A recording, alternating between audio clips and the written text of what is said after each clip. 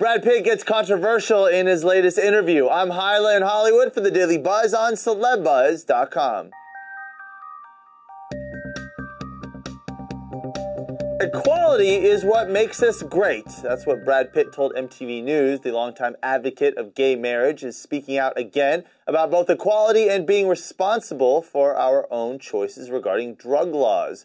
Joining me by phone is staff writer for People magazine, Raha Lewis. Raha, I want to play this clip. This is from a recent MTV interview that he just did. Check this out.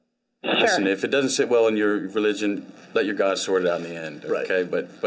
but man, that's us. You know, we're equal. It's refreshing when a celebrity can just kind of be candid and be honest about what he believes.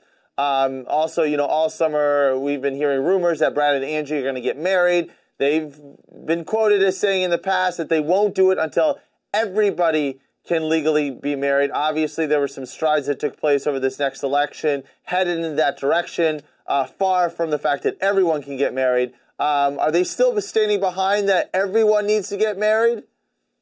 Well, actually, no. Last night, Brad Pitt said at the premiere of Killing Them Softly that there is a wedding soon, he said. He said he's getting some pressure from his kids. It's something that he wants to do in their lifetime, and the time is nigh, he said. Well, speaking of the kids, you know, they brought up the discussion about drug use. He's been down for having legal marijuana out there. How is he supposed to explain that to his kids? Look, like any parent, he's dreading having the say no to drugs conversation. Right. But you know, he has expressed his belief in being responsible for your own choices. He also knows that there's an age of understanding. So at some point when he sees it fit, he will have that conversation and impart that wisdom to his children. He made a good point also in this interview, talking about how marijuana and gay marriage always seems to be linked together in articles and interviews. Here's that clip. There's real damage to drugs. Right. Drugs can...